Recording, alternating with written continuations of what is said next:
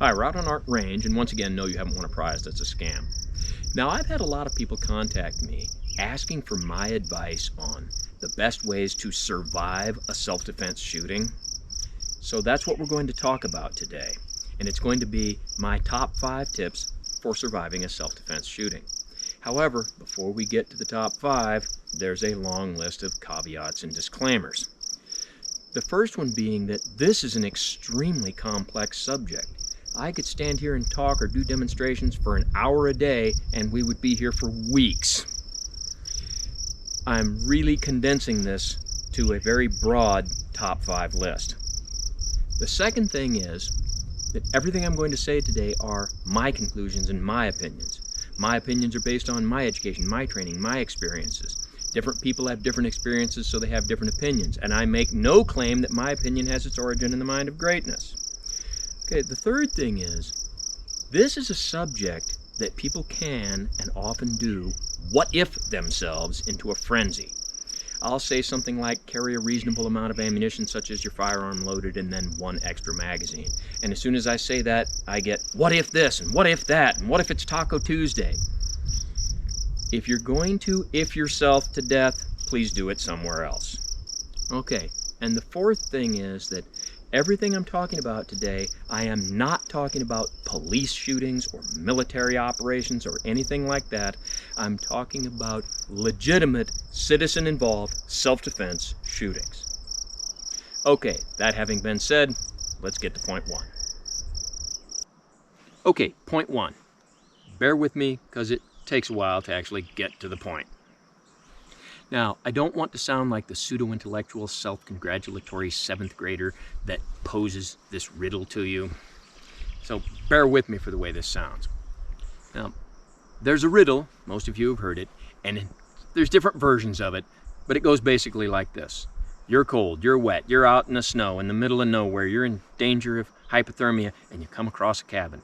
You go in the cabin and it's dry, and it's got a fireplace with plenty of wood, axe, paper. Over here's a kerosene lantern, kerosene, several candles.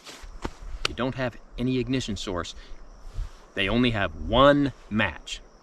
Okay, what do you light first? Yes, most of you have already heard this. Well, an intelligent person looks at that and says, I'd probably light the candle first. And that's when the pseudo-intellectual person who thinks they fooled you says, no, I'd light the match first. That is really annoying.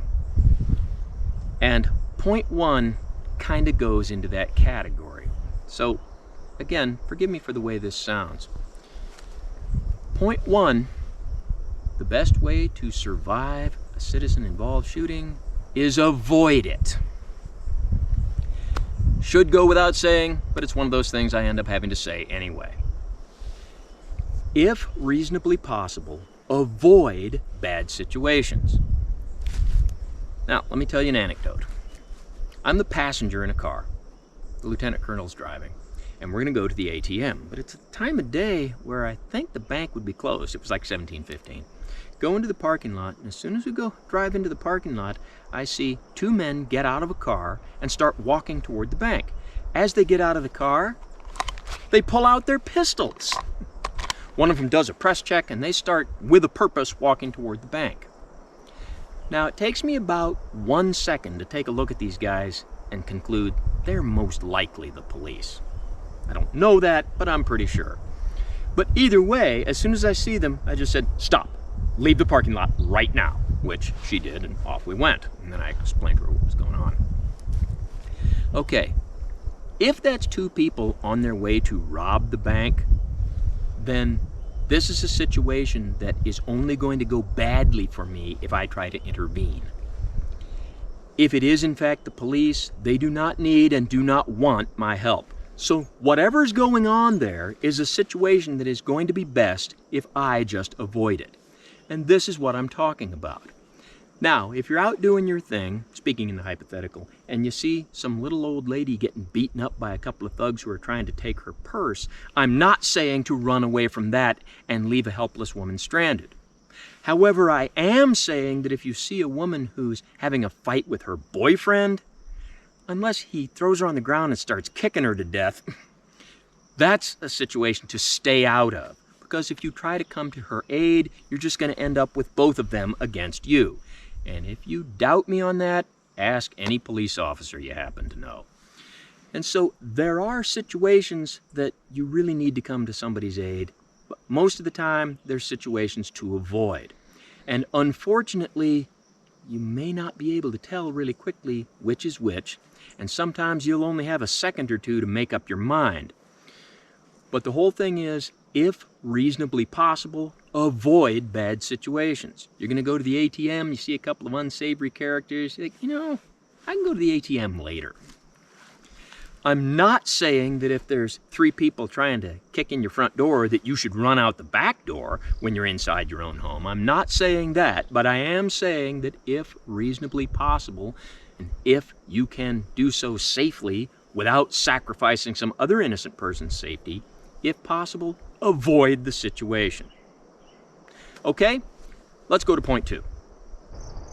Now, many people would consider point 1, trying to avoid the situation, as a no-brainer that everyone already knows and doesn't need to be said, but it does need to be said.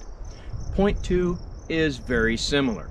Point 2 is program compliance, actually having your firearm on you. Now, when I say that, a lot of people will nod their heads, yeah, of course they already knew that. But there's a big difference between knowing it and complying with it and doing it and really knowing it. And not only do you have to have your firearm on you, but it has to be in such a way that it's readily accessible. And not only is your firearm readily accessible, but so are your spare magazines, or speed loader, or whatever it is you carry. Such things don't do you any good unless they're on you and some way that you can get to it quickly. Now, I know that that's easy to say in an environment like this, where I can easily open carry with this really very comfortable rig. But even in environments like this, I'll look at someone and say, "You didn't bring your gun?" And they'll assure me, "Oh, yes, they did." Where is it? It's back at the car, which is 100+ meters away sometimes. That is not the same as having it on you, and it's not going to do you any good. Now, recently, we did a presentation on different types of .32 ACP ammunition, and I said words to the effect that .32 ACP is not one of my favorite calibers. And a lot of people made commentary that was various different versions of the .32 on your person is a whole lot better than the .357 in the glove box. That's correct. The .25 that you have on you is a whole lot better than the .45 you left at home. And there's many different versions of that kind of thing. And the different versions are correct. You have to have your firearm on you. Even when you're driving your car, you have to have it on you, not zipped in your gym bag on the back seat. Some people will carry it in the center console. Well, depending on what kind of center console you have and what kind of car you have and so forth, that may be readily accessible to some people and not so much to others. But it has to be right there where you can get it right now. Even when you're, let's say, in the mall and you don't get to carry a really convenient rig like this, you have to have your firearm on you, not back in the car, in the parking lot. And it has to be somewhere readily accessible. It can't be, "Oh, hold on, it's in my pocket, let me unbutton." No, it has to be right here, right now. Because if it isn't, you're not going to get to it in a timely manner. And you have to not just know this, you have to do this. And I know a lot of people will buy full-sized handguns that they're going to conceal carry. Then after a week or two, that gets really old and they end up leaving the gun behind. If that's the case, get a gun that will foster program compliance. Because if you want to survive a two-way live fire range, you have to have your gun so you can make it a two-way live fire range. Now, let's go on to point 3. Point 3 starts with a demonstration. I have our favorite target soda jug set up at about 7 yards. And I'll start by engaging the target on your left, and I'll present the pistol, and I will fire as fast as I can. And if I don't hit it with the first shot, I'll keep firing until I do.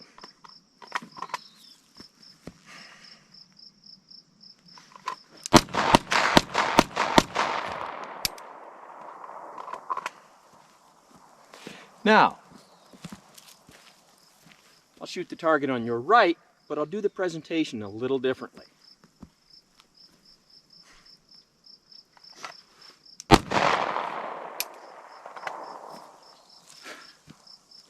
Given the results, who do you think won that encounter?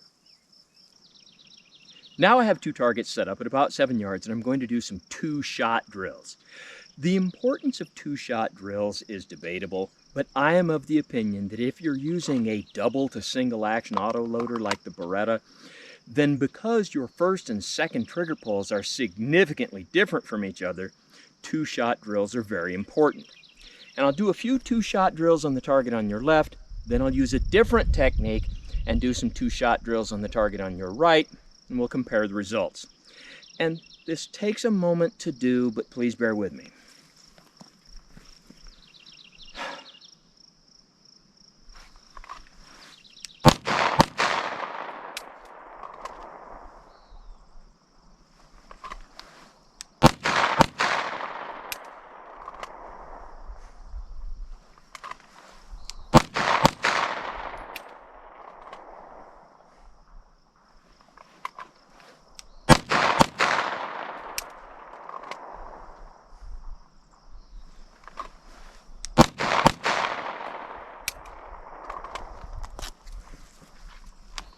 Now, let's try the target on the right using a slightly different technique and see how our results compare.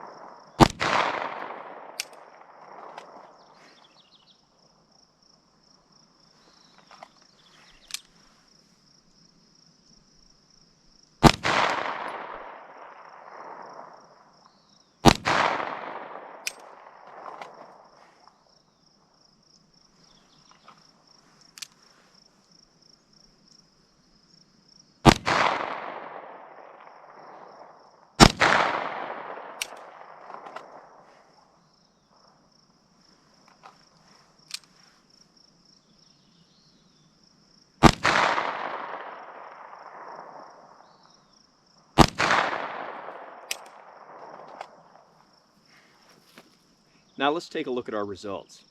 And here's the results with the target on your left shooting relatively fast. And here's the results from the target on the right, taking all the time I wanted. So obviously the accuracy shooting slow on the target on the right was significantly better. And if this was a slow fire target competition, the target on the right is the clear winner. However, for today's subject matter, I'm going to say that the accuracy I achieved here is just as good. And when we talk about the accuracy in conjunction with the time, we again have to ask the question, who do you think won this encounter? So what was the point of those demonstrations? Okay, in a self-defense shooting, you want to hit what you're shooting at. Now, there are those who will say that when you shoot, even if you miss, you'll probably resolve the situation, and there's some validity to that. But I want to talk about hitting your target. And please remember that today's presentation is not a tutorial on how to do that. We have presentations on that. Today, we're just discussing the importance of it. But in hitting your target, how much speed do you want to sacrifice? Now, there's all these sayings that are supposed to sound like wisdom, and on the subject of speed, some people will say, "He who hesitates is lost," or "Time and tide wait for no man," or "He who shoots first shoots best," and they'll make it sound like speed is the most important thing. While on the other side of that, people will say, "Good things come to those who wait." Wyatt Earp is credited with saying that speed is fine, but accuracy is final. And in this format, you may have heard me say that accuracy will almost always trump speed. So which is it, speed or accuracy? And the answer is, point 3A is you have to create a balance between the necessary speed and the necessary accuracy. And point 3B is you have to use training methods that foster that. Now let me show you something. Now on our two targets, I've put up a reactionary target And these are made to hold a clay pigeon. Let me show you a close-up. Now it's a reactionary target, it's double action, splatter and shatter, and it's labeled clay pigeon ready. And it just has cuts in it that allow it to hold a clay pigeon in the middle. The manufacturer sent me these targets, asked me to evaluate them, and this seems like an ideal time to do it. Now he sent me a letter. Mr. Harrell, I appreciate your taking the time to evaluate my targets. It's a simple design, as you can see, but I believe it incorporates two important features in target training: immediate hit or miss feedback, as well as positive reinforcement for a successful shot. I agree, those two things can be very good. And he goes on about, I have to supply my own clay pigeons. Regards, Donald Collins. Okay. When it comes to this type of shooting, I'm going to say that you have to have a standard. The size of a clay pigeon is not a bad standard for relatively short distances. And I'm going to say that hitting it just at the edge or dead center, both of those are going to be of equal value.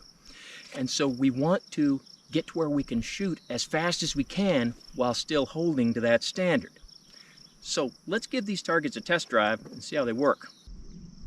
Now, some people might say that a clay pigeon seems like an awfully small standard to hold yourself to, but remember, in real shooting, your accuracy is likely to suffer, and I'm only going to shoot 5 yards. I think this is a really good size for a standard. So, let's see how I do.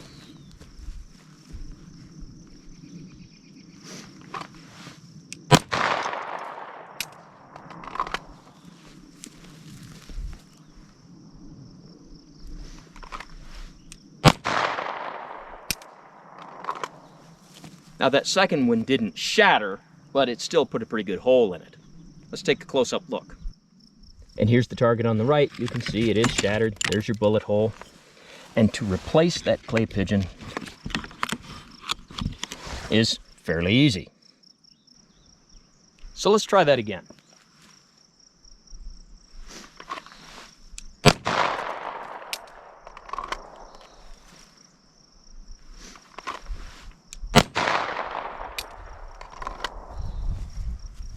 And again, the second one didn't shatter, but you can easily see the hole in it. Off camera, I fired a few more shots away from the center, and you can see that these are reactionary targets in addition to holding your clay pigeon.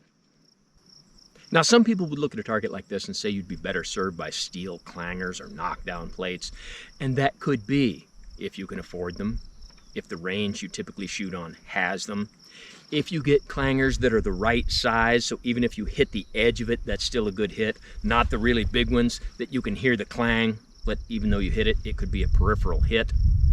And a lot of people just aren't going to have access to those kind of things. And for something like this, I'm going to say that the size of the clay pigeon at relatively short distances, like 5 or 6 yards, holds a pretty good standard. And this type of target, splatter and shatter, clay pigeon ready, is going to be, for a lot of people, a good low-cost alternative. So bottom line, looks pretty good to me. So point 3A, create a balance between shooting fast and shooting accurately. Point 3B, use training methods that will foster that. And things like steel knockdown plates of the right size, those splatter and shatter targets, and many other things can get you there. And I'm going to add to that, hold yourself to a realistic standard. You saw when I was shooting that pink silhouette, I'm concentrating on the white in the middle. You can't put up a big silhouette like that, shoot it from 3 yards, hit it wherever, and call that good. You have to hold yourself to a realistic standard. Okay, let's go to point 4. Okay, point 4 and point 5. They kind of go together. Both of them don't require any demonstration, just me discussing them. Both are points that we've discussed at length before, just not necessarily together. Both are points that have been discussed by other people at length. Both are points that have been discussed by people more eloquent than me. So we don't have to go into any really long explanations. I will keep it as concise as I can. Point 4. You have to be willing to do what you need to do to survive.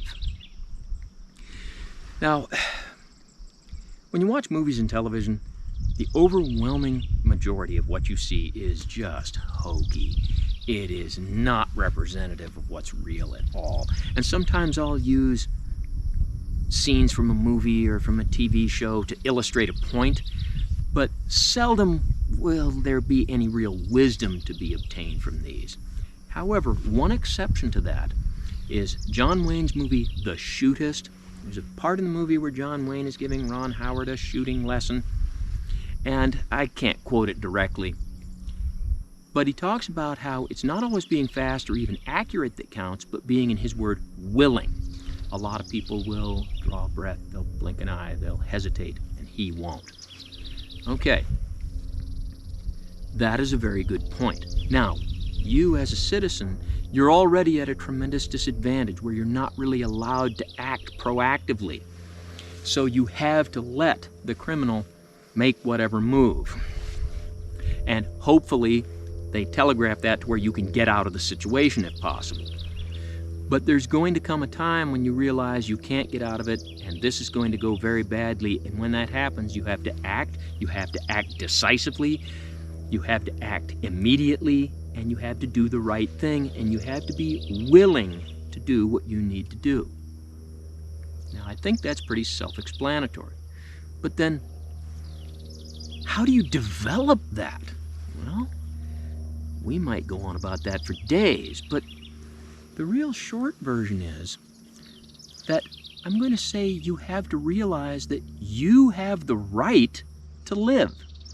You have the right to avoid being murdered. Now, some people will nod their heads and say, yeah, that seems kind of obvious.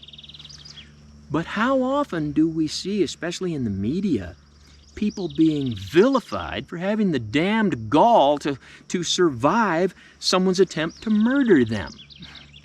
No, you have to get rid of that and realize, yes, you do have the right to live.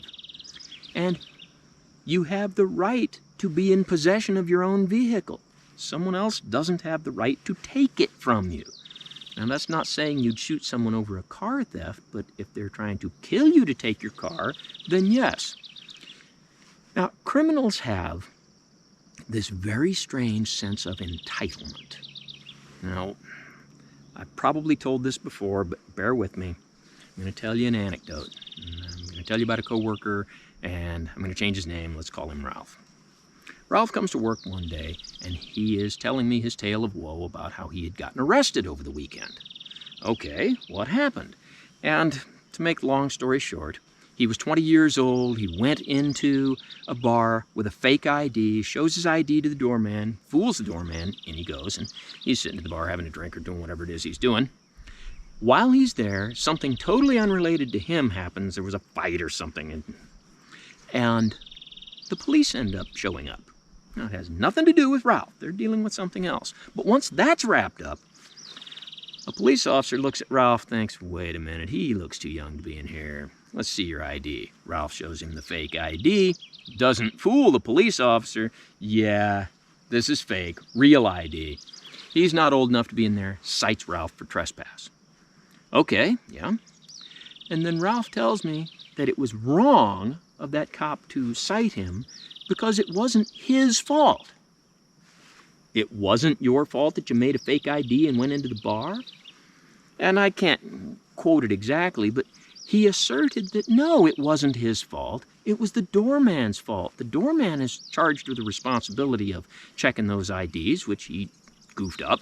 So it's his fault that Ralph was in there. Okay. That is some colossal avoidance of any kind of responsibility for your own actions. And I'm not saying that Ralph was a commit burglaries, commit robberies, sell drugs criminal, but it's that sense of entitlement that is very common among criminals. And they think that they have every right in the world to take your belongings, to push you out of the way, to kill you if you get in the way. Ladies, criminals often think that they have every right in the world to use your body for their benefit. No, they don't. And it's okay for you to deny them that sense of entitlement because you are entitled to be in charge of your own body. And you have to get that in your mind and allow that to help you be willing to do what you need to do, willing to do what you really don't want to do, willing to do what has to be done if you couldn't have avoided this situation in the first place. Okay, now, point 5. This is something that I could tell anecdotes about all day. This is something that other people have told many anecdotes about. It's something that you've heard many, many times. It does not require a great deal of discussion, but I will ask of you to please remember, and this is important, please remember, this is not the format to complain about law enforcement, even though that's what I'm about to do. Point 5 is, in a pre-shooting and post-shooting sense, shut up. Now we're talking about the top 5 things to survive a lethal encounter. Well, number 5 on the list is you also have to survive the aftermath of that. Now, when there's been a shooting and you neutralize whatever threat, you got to make sure that you're safe. And it looks like the threat may have had other accomplices. You do what you need to do to get out of there. As quickly as possible, call 911, document the scene the best you can, and then shut up. The police represent themselves as highly trained professionals, and they quite often are. However, they sometimes are not. Now remember, when he gets there, the first thing the police are going to see is someone's been shot and you did the shooting. So look at it from that perspective. But also, sometimes the police have a mental block where they can only see bad. And so they will only see the bad in what you did and only hear what they think is evidence to support their preconceived conclusion that you're bad. They won't hear or entertain anything else. It's just a mental block that some people have. It's also very unfortunate, but very true, that far too often the police and the district attorney are absolutely willing to lie. And sometimes, sadly, they will lie and say that you've committed a crime when they know absolutely that you have not. Now, just a couple of days ago, somebody commented on one of the presentations, and I'm just telling you what he commented, and he identified himself as a public defender. And he said that as a public defender, he knows that the only people who lie more than criminals are police. That's just what he said. I can tell you that in person, I was consulting with a forensic engineer just about a week ago who told me, quote, they want to win, close quote. By they, he means the police and the district attorney.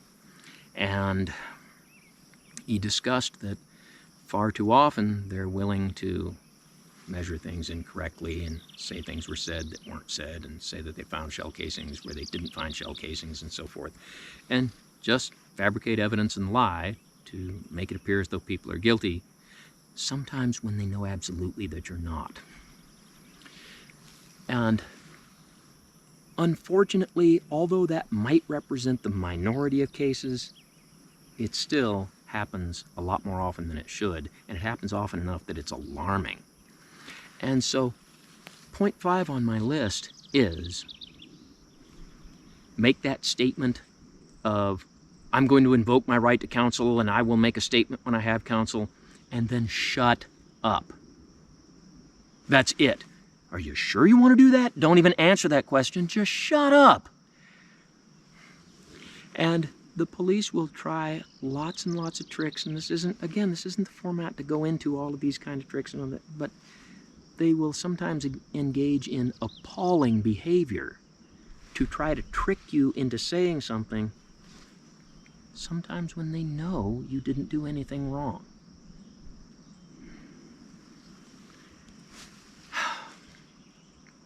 Now, I mentioned pre and post shooting. Okay. Something that may happen, may not, but it may happen, is your life's going to get turned upside down if you're in a shooting. And people are going to investigate things like where you've been online. And when they see that you've watched presentations like this, okay, and I start with point 1, avoid this situation if you can. All right. But they will also see comments you've made on presentations like this. And I have read a lot of comments from a lot of well-meaning people that say things that are not going to go well for you if that gets read back to you in court someday. A while ago we did a presentation on how to tell the difference between being shot at accidentally and being shot at intentionally, and I was talking about your hiking or fishing or camping or hunting and bullets whiz by you. And I was talking about certain things that will indicate that that's intentional versus accidental. And there was a lot of commentary from people who said various different versions of, well, I don't care if it's accidental. If someone's shooting at me, I'm going to kill them. Okay, that would be criminal. That would be terribly irresponsible. And I'm pretty sure that most people who wrote things like that didn't really mean it. However, once you get into some kind of questionable shooting, do you really want a prosecutor reading that back to you in court? You've got to take some responsibility for what you say and do. And you have to realize that things you say like that online are going to be there forever. Even if I delete comments like that, they're still out there somewhere. So, I don't mean to sound rude, but I really want to get the point across, both in your daily life now and especially after the shooting. Shut up! Okay. So, let's recap. Top 5 points. 1, avoid the situation if you can. 2, you got to have your firearm ready to go. 3, training methods that will create a balance between shooting fast and shooting accurately. 4, be willing. And 5, again. So, if you've watched this entire presentation, thank you for your attention, and thanks for watching my top 5 tips for surviving a lethal encounter video.